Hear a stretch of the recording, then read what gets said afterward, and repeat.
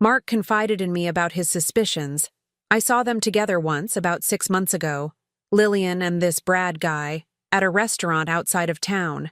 I told Mark, and that's when he started looking into protecting you and the house. Did you know about the changes to his will? Some of them, Robert admitted. I went with him to see James. Mark was worried about the money that was disappearing from their accounts. He thought Lillian might be, planning for a future that didn't include him. The implication made my stomach turn. Had she been siphoning money to start a new life with Brad, even before Mark was gone? James mentioned something about a trust fund for me, I said. Yes, but there's more, Robert replied. Mark had a separate life insurance policy that Lillian doesn't know about. He named you as the sole beneficiary. It's not a fortune, but it's enough to give you options if things with Lillian go south. I sat down heavily on the edge of my bed. How much? $200,000. The amount took my breath away. It wasn't just financial security, it was freedom. Freedom from Lillian's manipulations. Freedom to stand my ground. There's something else you should know, Robert continued, his voice dropping. The money that was disappearing from their accounts? Mark found out where some of it was going. Brad's startup business. Lillian was funding her lover's company with Mark's money. White-hot anger flashed through me. While my son was dying, his wife had been stealing from him to support her affair. I have pictures, Robert added, of them together, dating back nearly a year before Mark got sick, and bank statements showing the transfers. Mark asked me to hold on to everything just in case. Can you bring them tomorrow?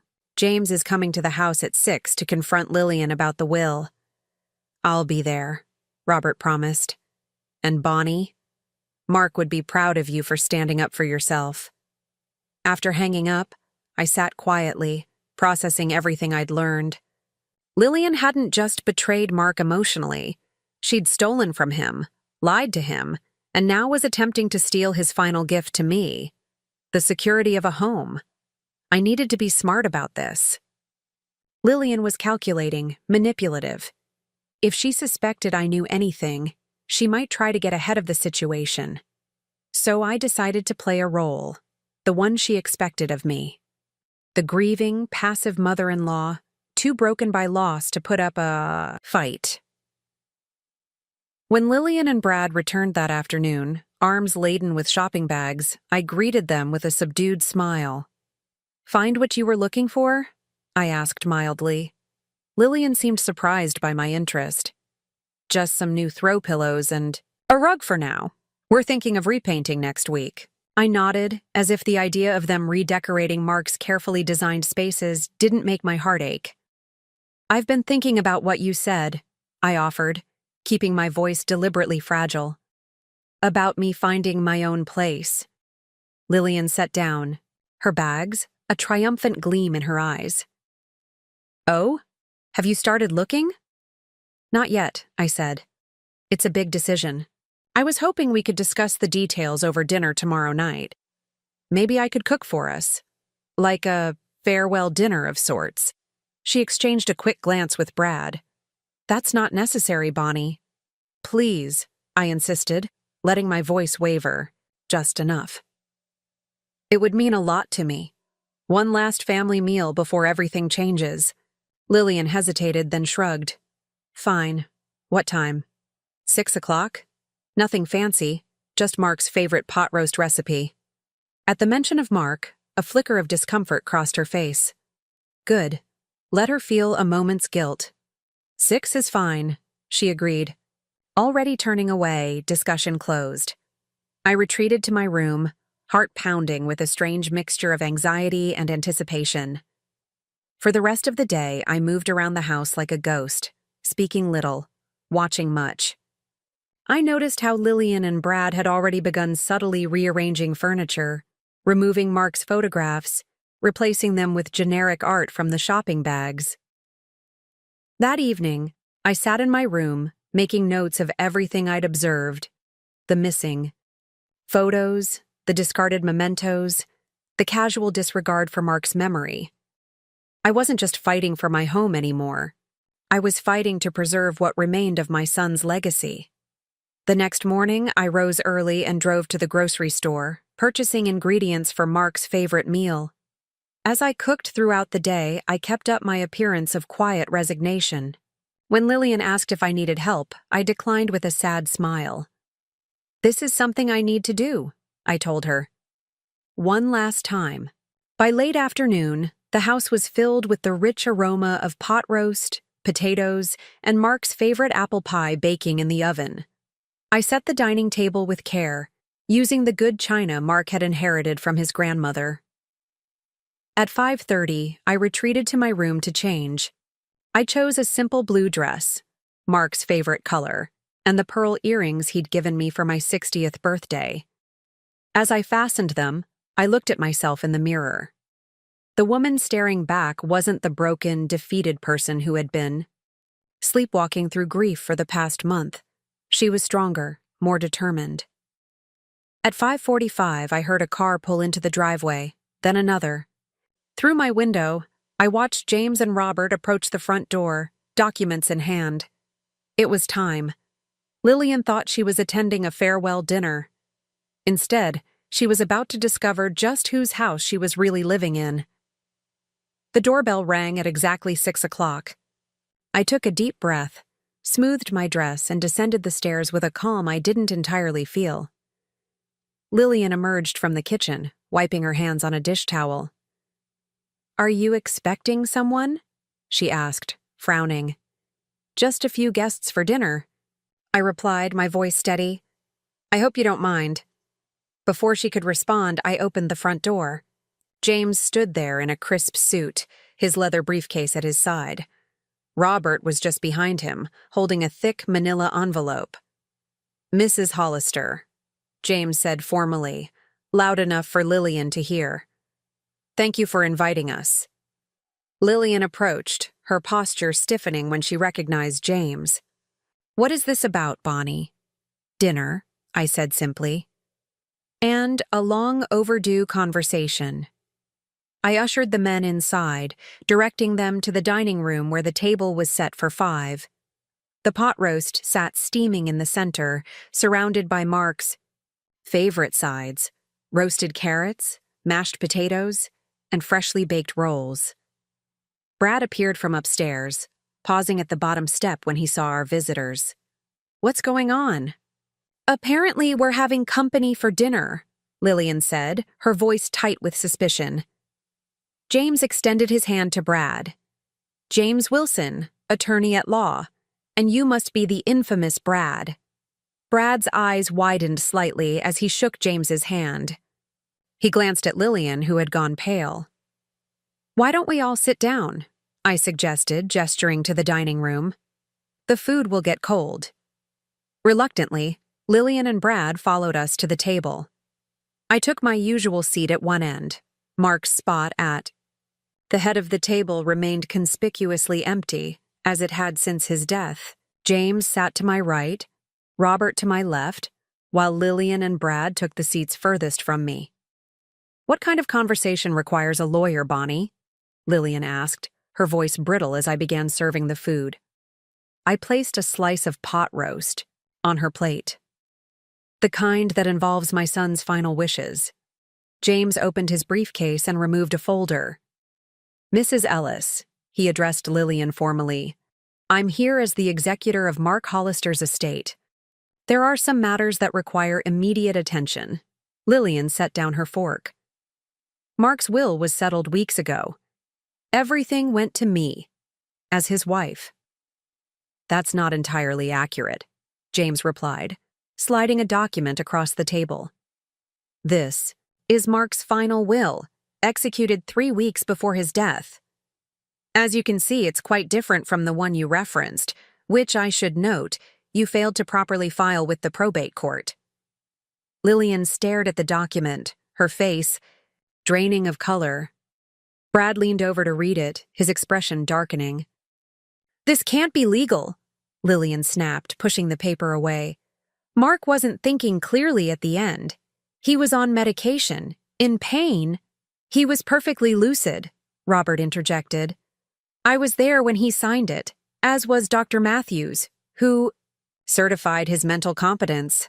I took a small bite of my food, watching as Lillian's composure began to crumble. As you can see, James continued, the will specifies that while you retain partial ownership of this house, Bonnie is named as co-owner, with explicit lifetime residency rights. Furthermore, a trust has been established to cover her portion. Of all household expenses, Lillian's eyes darted to me. You knew about this? All this time? I only discovered it yesterday, I replied truthfully. After you told me I needed to move out. Brad put his hand on Lillian's arm. This doesn't change anything. We can contest the will, claim undue influence. I wouldn't advise that, Robert said, opening the manila envelope he'd brought. He spread several photographs across the table. They showed Lillian and Brad together, at restaurants, entering a hotel, shopping, all dated months before Mark's diagnosis. Mark knew about your affair, Robert continued, his voice hard. He had me document it just in case. Next came bank statements, highlighted to show transfers from Mark and Lillian's joint account to an unfamiliar business name. Elevate Designs, Robert explained.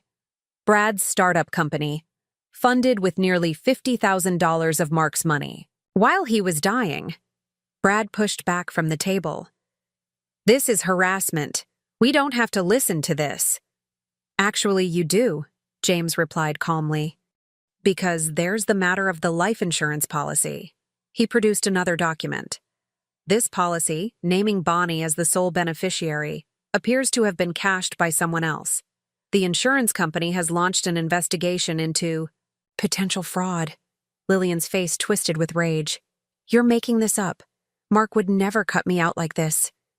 He didn't want to, I said quietly. He loved you, Lillian, even after he knew about Brad.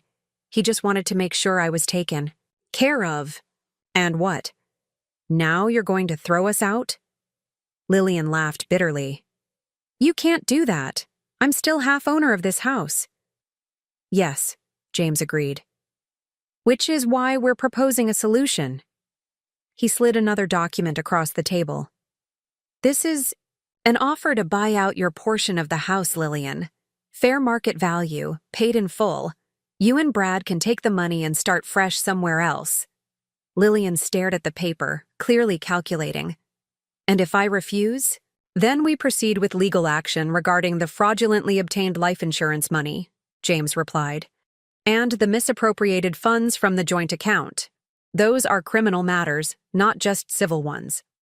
The silence that followed was deafening. Brad shifted uncomfortably in his seat while Lillian glared at each of us in turn. You planned this, she accused me. Set us up with this ambush dinner. No, I corrected her. You set this in motion when you brought your lover into my son's house and told me to leave. I'm simply finishing what you started. Robert cleared his throat. For what it's worth, Mark never wanted it to come to this. Even after everything, he still cared about you, Lillian. He just cared about his mother more. Lillian pushed her plate away, untouched. How much? $215,000, James replied. The current value of your half of the property. Brad's eyes widened at the amount. I could almost see the calculations running through his head, how far that money would go toward his business, toward a fresh start somewhere else. We'll need time to think about it, Lillian said, her voice cold. Of course, James nodded. You have until noon tomorrow. After that, we proceed with the fraud investigation. Blackmail, Brad muttered. Justice, I corrected quietly. I stood up and began clearing the plates, most of the food untouched. You're welcome to stay for dessert. I made Mark's favorite apple pie.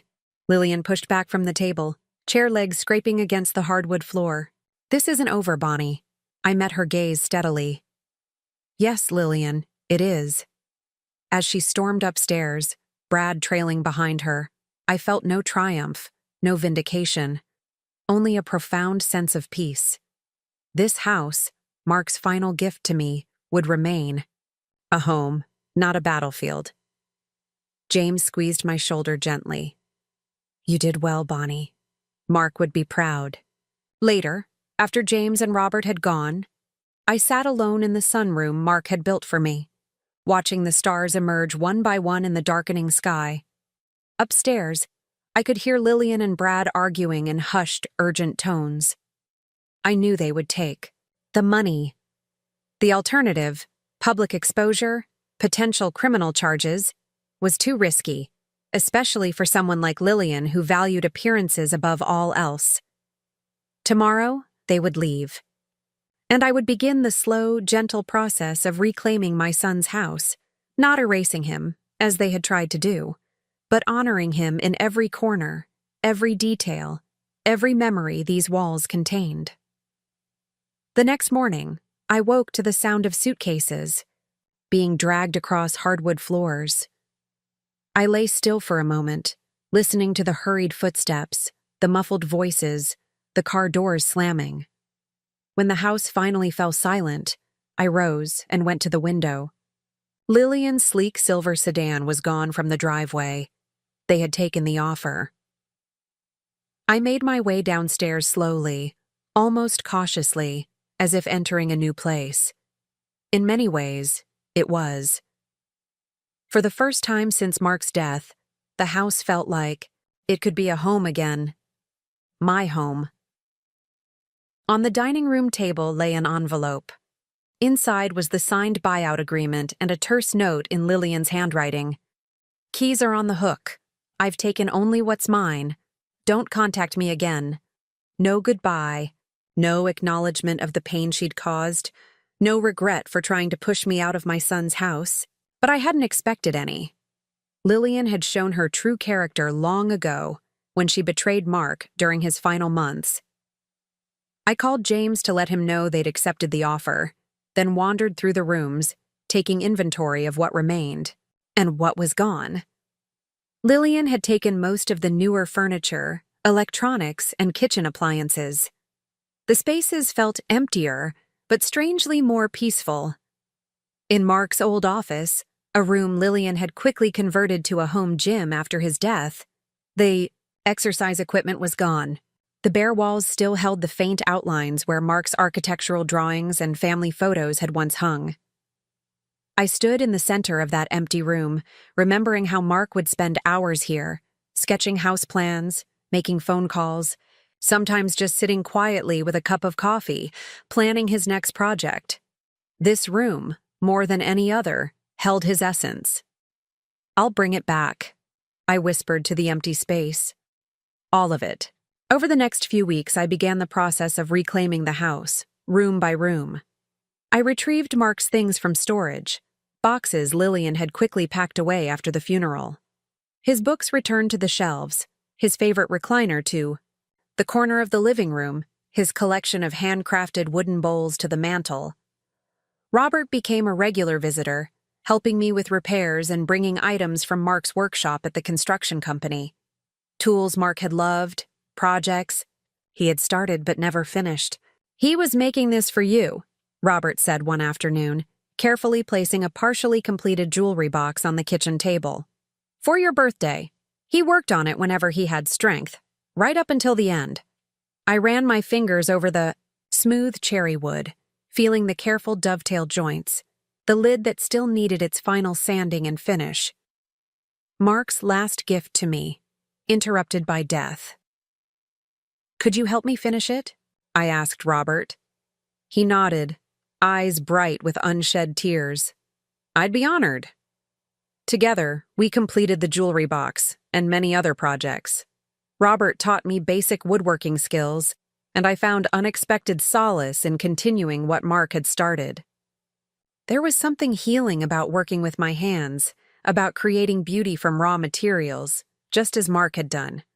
I turned his old office into a workshop of my own, smaller and simpler than his professional space had been, but filled with purpose. On the walls, I hung Mark's architectural drawings, including the original plans for this house. James helped me navigate the legal aftermath, transferring the property entirely into my name, setting up systems to manage the trust Mark had established. The life insurance investigation confirmed that Lillian had indeed attempted to cash the policy meant for me. Rather than pursue criminal charges, we settled for restitution. She would repay the full amount, plus interest, in monthly installments. It's what Mark would have wanted, I told James when he questioned my leniency. Not more conflict, just resolution. As summer turned to fall, I planted a garden in the backyard, something I'd always wanted to do but never had the chance. I chose plants that would bloom in April, around Mark's birthday: daffodils, tulips, early roses. A living memorial. I also reached out to Mark's friends, people who had drifted away during his illness or after his death, perhaps kept at a distance by Lillian. I hosted small gatherings, nothing elaborate, just coffee and conversation, sharing memories of my son. With each story told, each laugh shared, Mark's presence in the house grew stronger, not as a ghost to be mourned, but as a love to be celebrated. One evening in late October, 6 months after Mark's death, Robert came by with a special delivery, a handcrafted wooden bench for the sunroom. Mark designed it, he explained as we positioned it beneath the windows. He drew up the plans about a year ago, but never got around to building it. The guys at the shop and I put it together for you. I ran my hand over the smooth oak, admiring the gentle curve of the backrest, the subtle inlay of darker wood along the edges. It was perfectly suited to the space, as if Mark had measured every inch. He knew what this room meant to you, Robert said softly. He talked about how you'd sit here every morning with your coffee, watching the birds. Tears filled my eyes. I still do. Robert hesitated, then spoke carefully. The guys and I were thinking. Mark left a lot of unfinished designs, house plans, furniture pieces. If you're interested, we'd like to build some of them. Maybe sell them, with a portion going to cancer research in Mark's name. I looked at him in surprise. You'd do that? Mark wasn't just our boss. He was our friend. Robert's voice grew thick. This way, his work continues. That night, after Robert left, I sat on the new bench in the moonlit sunroom, feeling a different kind of peace than I had known before. The grief was still there. It would always be part of me now. But alongside it grew something new. Purpose, connection, even moments of joy. I thought about the journey of the past months, from the devastation of Mark's death, to the cruelty of Lillian's ultimatum, to this quiet evening in the house my son had built. I had nearly lost everything, but Mark's foresight and love had preserved not just a home for me, but a future. The next morning, I woke early, as was my habit now. I made coffee and carried it to the sunroom, settling onto Mark's bench as the first light of dawn broke over the horizon. Outside, a pair of cardinals, Mark's favorite birds, hopped along the feeder I'd installed. I opened Mark's journal, not to the painful entries about his illness or Lillian's betrayal, but to the beginning, where he'd written about his dreams for this house. His words, full of hope and possibility, filled the quiet morning air. Started the foundation today. Mom came by to see the progress. She's more excited than I am, if that's possible. I'm building this house for the future, with room for everyone I love.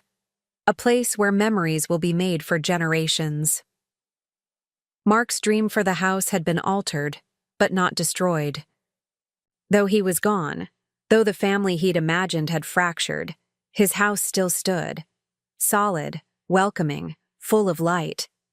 And so did I. As the sun climbed higher, casting long golden rays across the wooden floor Mark had laid with his own hands, I felt my son's presence, not in grief but in gratitude, for the home he'd built, for the mother he'd protected, for the legacy that lived on in every beam and board. In the house that Mark built, I had found not just shelter, but strength. Not just memories, but meaning. Not just an ending, but a new beginning. And that, I knew, was exactly what he would not have wanted. Now I'm curious about you who listened to my story. What would you do if you were in my place? Have you ever been through something similar? Comment below, and meanwhile, I'm leaving on the final screen 2 other stories that are channel favorites, and they will definitely surprise you. Thank you for watching until here. A month after my son's death, my daughter-in-law brought her lover into the house. She told me, "Either you get used to it, or pack your bags and leave." The next day, I made them both beg to leave the house. I'm glad to have you here. Follow my story until the end, and comment the city you're watching from, so I can see how far my story has reached. I never imagined that at 65 years old, I'd be fighting for the home my son built with his own hands. But there I was, 1 month after burying Mark, watching his widow Lillian parade her lover through our front door like I wasn't even there. The first time she brought him home, I was sitting in the kitchen, staring at Mark's coffee mug I couldn't bring myself to put away. I heard unfamiliar laughter, a man's voice, mingling with Lillian's in the entryway. My heart nearly stopped when they walked in. "Brad," she called him. Tall, at least 10 years younger than her, with the kind of smile that never quite reaches. The eyes. "Bonnie, this is Brad," Lillian said casually, as if introducing a colleague from work. "He'll be staying with us for a while." I couldn't speak. My throat closed up as I watched her slip her arm around his waist. The diamond wedding ring my son had saved for 3 years to buy her glinting under the kitchen lights. Mark had only been gone 32 days. 32 days. And she had already replaced him. "I think I'll head upstairs," I managed to whisper, my voice trembling. That night, I cried into Mark's old flannel shirt, still hanging in my closet. I kept it after he moved out and got married, a small piece of my boy I could hold on to. Now it was one of the few things of his I had left. The next morning was even worse. Lillian cornered me in the hallway, her face set in that cold, determined expression I'd come to dread. "Brad isn't just visiting, Bonnie," she said. "He's moving in. Permanently." I must have looked as shocked as I felt, because she sighed dramatically like I was being difficult on purpose. "Mark's been gone a month," she continued. "I'm still young. I have a life to live." "This was Mark's house," I said quietly. "He built it for us," Lillian cut in. "And now it's mine. I'm sorry if this makes you uncomfortable, but you have 2 choices. You can either get used to Brad being here, or you can pack your things and find somewhere else to live." Her words hit me like physical blows. This house had been Mark's dream since he was a teenager. He'd drawn the plans himself, spent years saving for the land. I remembered how proudly he'd shown me each completed room, especially the sunroom. He'd added because he knew how much I loved watching the birds at dawn. "You're asking me to leave my son's home?" My voice cracked. "I'm giving you options," Lillian replied coldly. "But honestly, it might be better for everyone if you did move out. You're a constant reminder of—" She waved her hand vaguely. "Everything." Retreated to my room, unable to face them for the rest of the day. I could hear them laughing downstairs, moving furniture around, erasing Mark piece by piece. The sound of Mark's favorite recliner being dragged across the hardwood floor broke something in me. That night, I pulled out the photo albums, tracing my finger over images of Mark at 8 years old, helping his father with carpentry projects. Mark at 16, already sketching house plans. Mark at 30, standing proudly in front of this very house, tool belt still around his waist, his arm around me. "I built it with an apartment for you, Mom," he'd said, "so you'll always have a home with us." My sweet, thoughtful boy. He'd always taken care of me, especially after his father died. And now Lillian expected me to abandon the last physical connection I had to my son. The next morning, I found them sitting at the kitchen island, drinking coffee from Mark's mugs. Brad had his feet propped up on the antique stool Mark had refinished for me. "Have you thought about what I said?" Lillian asked, not bothering to look up. I clutched my robe tighter around me. "I need some time." "Don't take too long," she replied. We're thinking of remodeling, and it would be easier without you here. Remodeling. Erasing even more of Mark. I felt something shift inside me, grief hardening into resolve.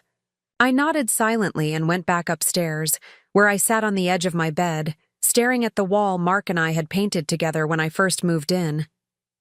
That's when I noticed the small filing cabinet in the corner of my room. Mark had brought it, over after I complained about losing important papers. "Keep everything organized, Mom," he'd said with that patient smile of his. I realized I hadn't looked through it since before his diagnosis. With trembling hands, I pulled open the top drawer. There, nestled among medical records and old tax returns, was a folder labeled simply House. I reached for it, something like hope flickering in my chest for the first time in weeks.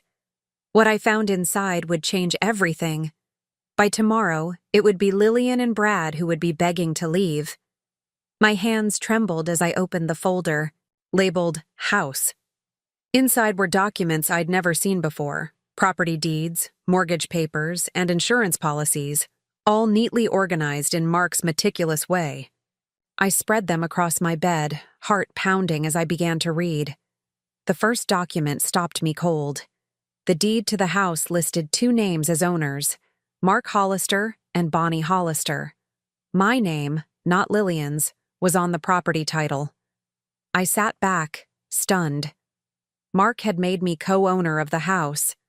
According to the date, he'd done this 3 years ago, right after his father died. There was a handwritten note, paperclipped to the corner.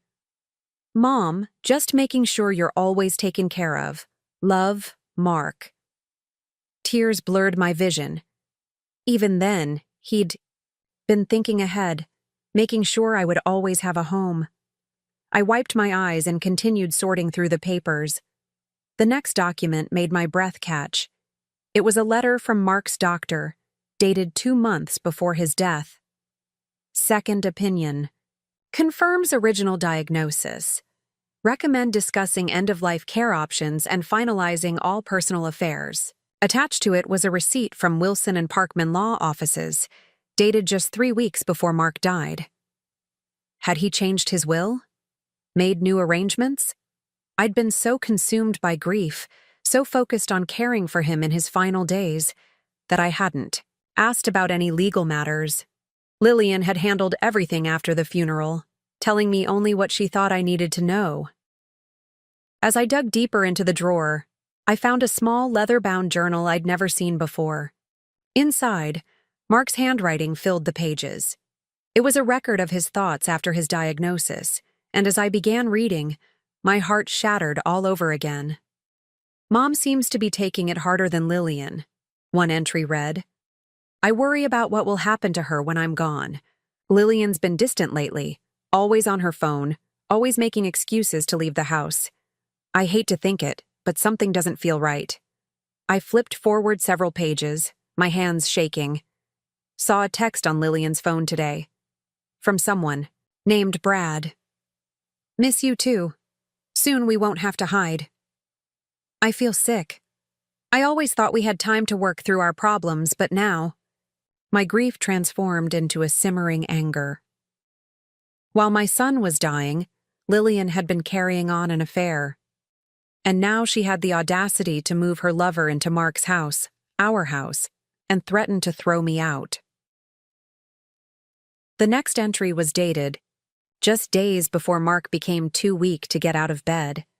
Met with James at the law office today. Updated my will and made sure Mom's name is on all the right documents. Lillian doesn't know. I hate being suspicious of my own wife, but I need to protect Mom. The house is as much hers as anyone's. She helped me design it, picked out the fixtures, planted every flower in the garden. No matter what happens with Lillian, Mom will always have a home here. I closed the journal, pressing it to my chest. My sweet, perceptive boy had known. He'd suspected Lillian's betrayal and had taken steps to protect me. I suddenly recalled how insistent Lillian had been about handling all the paperwork after Mark died, how she'd brushed aside my questions about the will. "It's all very standard," she'd said. "The house goes to me, and Mark's personal items go to you. Nothing to worry about." But there was plenty to worry about. She had lied, not just to me, but to Mark in his final days. I returned to the filing cabinet and methodically went through every drawer. In the back of the bottom one, I found a business card for James Wilson, attorney at law, with a handwritten note on the back. "Call any time, Bonnie. Mark asked me to help you if needed." I glanced at the bedside clock, just past 2 p.m., not 2, late to make a call. With newfound determination, I picked up my phone and dialed the number on the card. A receptionist answered, and when I explained who I was, her voice softened immediately. "Mrs. Hollister, of course." Mr. Wilson mentioned, "You might call someday. Let me put you through to him right away."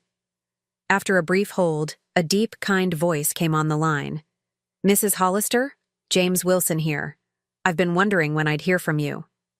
"Mr. Wilson," I said, my voice steadier than I expected. "I've just found some documents about the house, and I think my daughter-in-law hasn't been entirely truthful with me."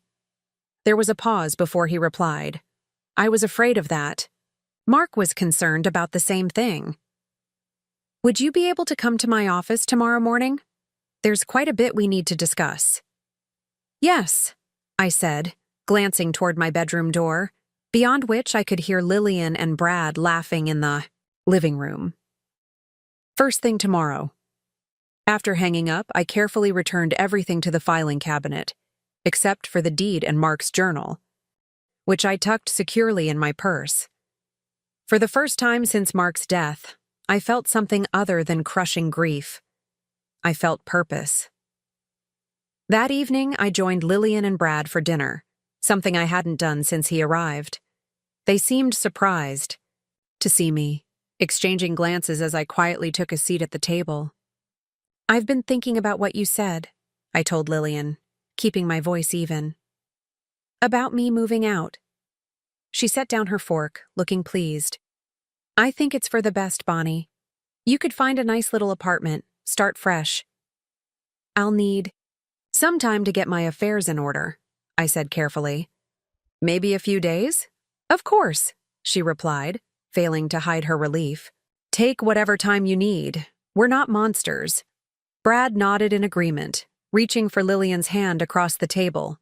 The sight of their intertwined fingers, her still wearing Mark's ring, made me sick to my stomach. "I appreciate that," I said, forcing a small smile. "I think I'll start making some calls tomorrow." As I excused myself from the table, I heard Brad whisper, "That was easier than I thought it would be." Little did they know, tomorrow would be anything but easy for them, because tomorrow they would learn whose house they were really living.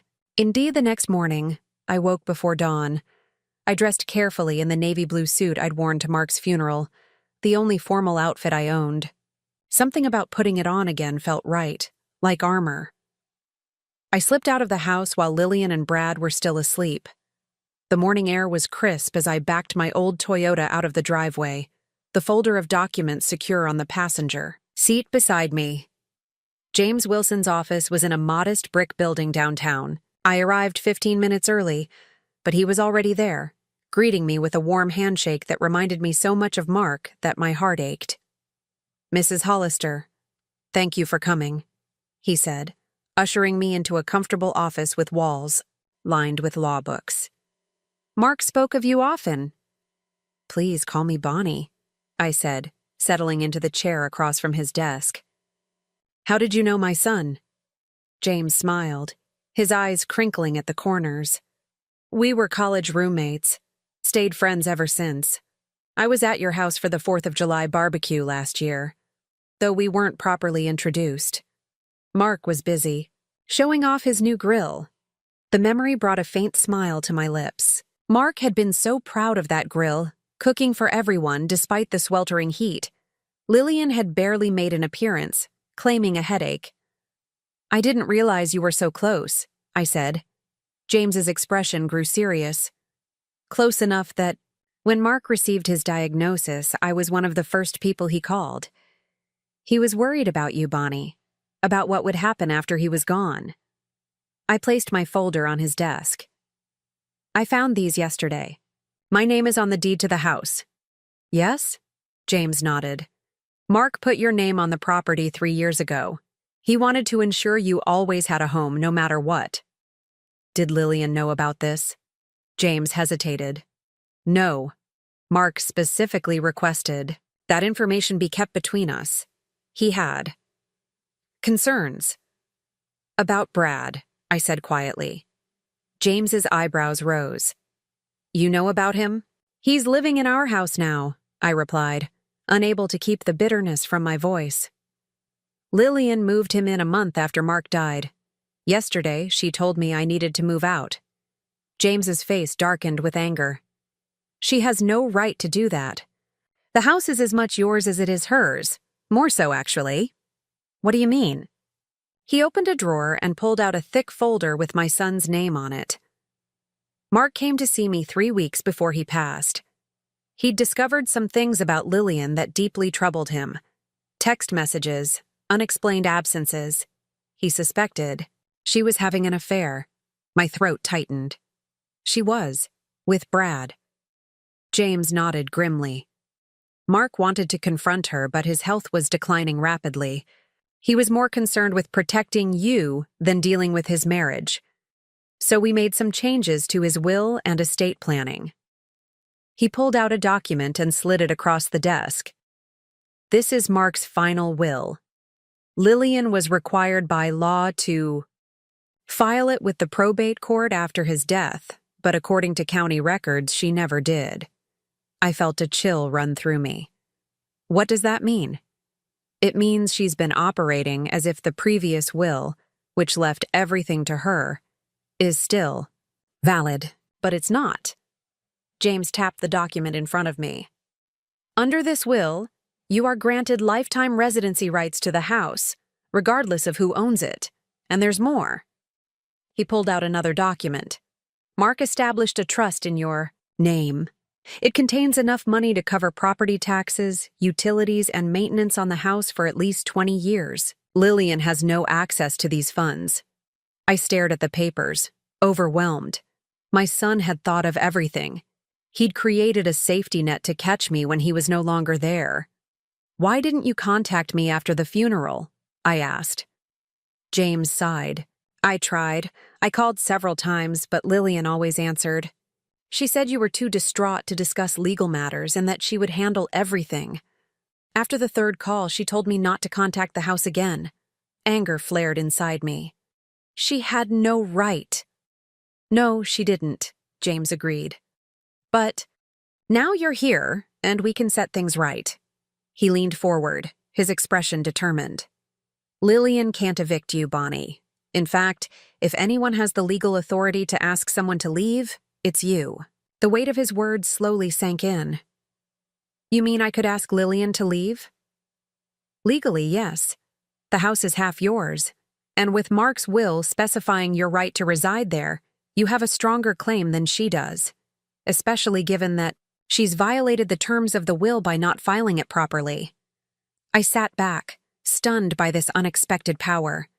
For a month, I'd felt helpless, a guest in my own home, watching as Lillian systematically erased Mark's presence.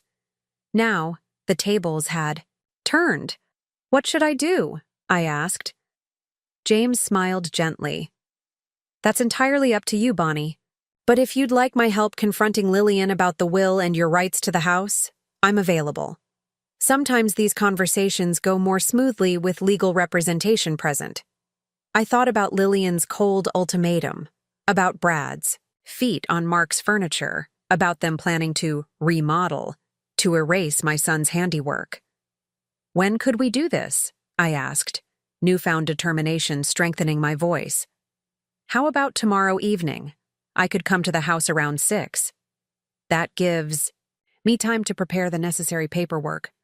I nodded, feeling a strange mix of anxiety and relief. 6 o'clock tomorrow. As I stood to leave, James came around the desk and put a hand on my shoulder. Mark wanted you to be taken care of, Bonnie. He loved you very much. Tears welled in. My eyes. Thank you for helping him do that. One more thing, James said, reaching for his phone. Would it be all right if I called Robert Jenkins? He was Mark's best friend from the construction company. Mark asked him to check on you, too, and I know he's been worried. Robert, Mark's friend who had helped build the sunroom. I remembered his kind face, how he'd attended the funeral alone and stayed until the very end, offering to help with anything I needed. Yes, I said. Please call him. Driving home, I felt different. The grief was still there. It would always be there. But alongside it was something new, a sense of purpose, of justice. Mark had protected me even after death. Now it was my turn to protect his legacy, his home, the house he built with such love.